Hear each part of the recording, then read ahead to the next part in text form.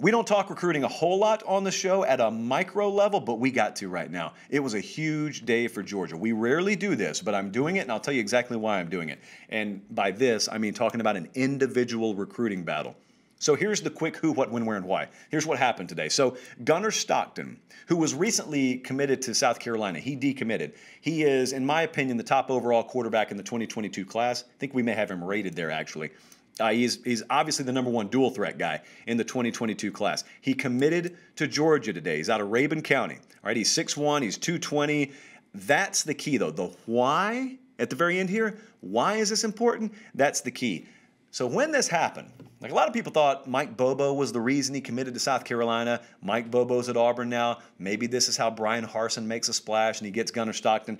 That wasn't what was happening behind the scenes. I was listening to Rusty Manziel and Jake and Kip and the guys over at Dogs 24/7 talk today on the podcast, and it was the day that he decommitted from Carolina, that he was in contact with Georgia and said, hey, man, I'm talking to you, Kirby Smart. I think I'm leaning there. I don't know if I want any part of this Auburn deal. For whatever reason, I'm not in his head. I don't know. But the why is important. So I want you to think about something, because the reaction today was stark. You had Georgia fans who were over the moon excited about it.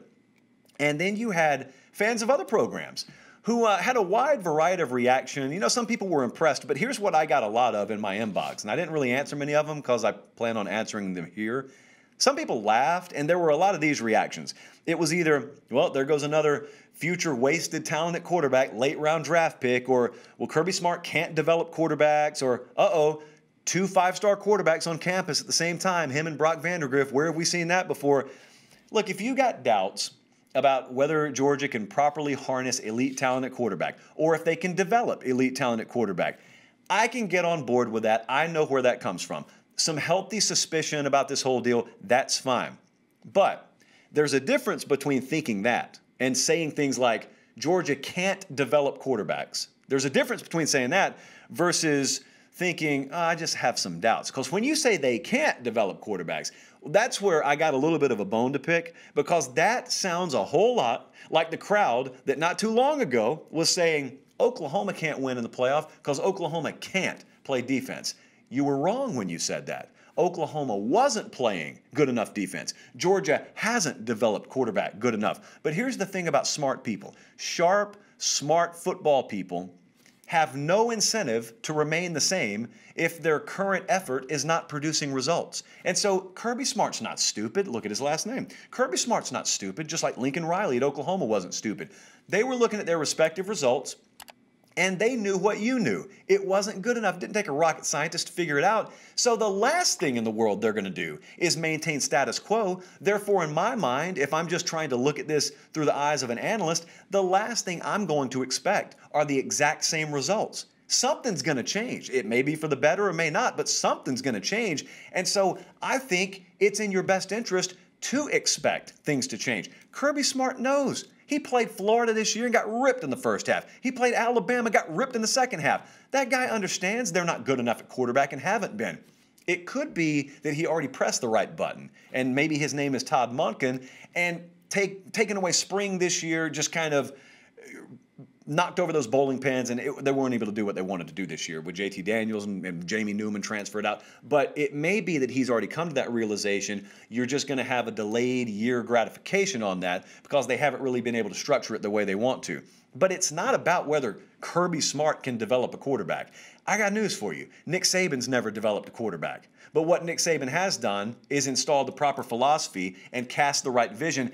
And here's the most important part. Hired the right people who are experts in that field. Steve Sarkisian would be the perfect example at Alabama. Maybe Todd Monken, I'm not saying they're equals, but maybe Todd Monken is the perfect example of that at Georgia. And if that's the case, then this could end up being one of the very biggest recruiting wins in the history of Kirby Smart's tenure at the University of Georgia. And I'll tell you twofold why. Number one, Gunnar Stockton's just extremely good.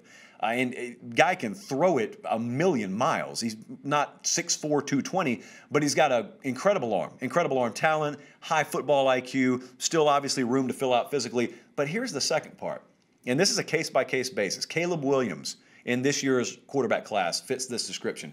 There are some guys that are just magnetic and other players gravitate to. And this kid fits that description in spades. When they got him to verbally commit today, you might as well have gotten about half a dozen other offensive talents and maybe even defensive talents to commit to Georgia along with him. They didn't all do it today, but I'm telling you, they probably locked up half of their 2022 class when they locked him up.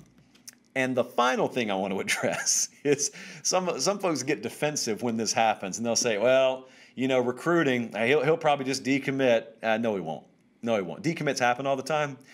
That kid's not decommitting from Georgia. And if anyone wants to challenge me on that, it's not that it's a certainty, but I would very comfortably wager that come signing day in 2022, he's in Athens. That's one I feel pretty confident in. So I just want to put it on the record because this is probably a video that we're going to reference several times leading up to the season.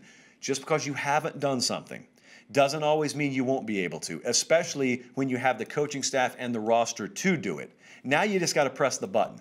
I think Kirby Smart, philosophically, has pressed the button, and now you're finally getting the kind of talent roster that's a reflection of what you would get had you already pressed that button. One of the first pieces of feedback I saw from this kid, Gunnar Stockton, today when I was reading over on the Dogs 24/7 board, I heard him say, you know, I watched them, and especially when Daniels was inserted into the lineup, I really saw them do what previously they hadn't been willing to do, stretching the field vertically. That perfectly fits the kind of player I am.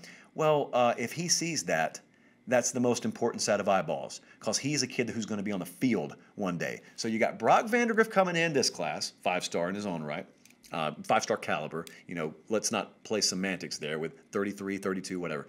And then you got this kid, 5-star caliber for next year.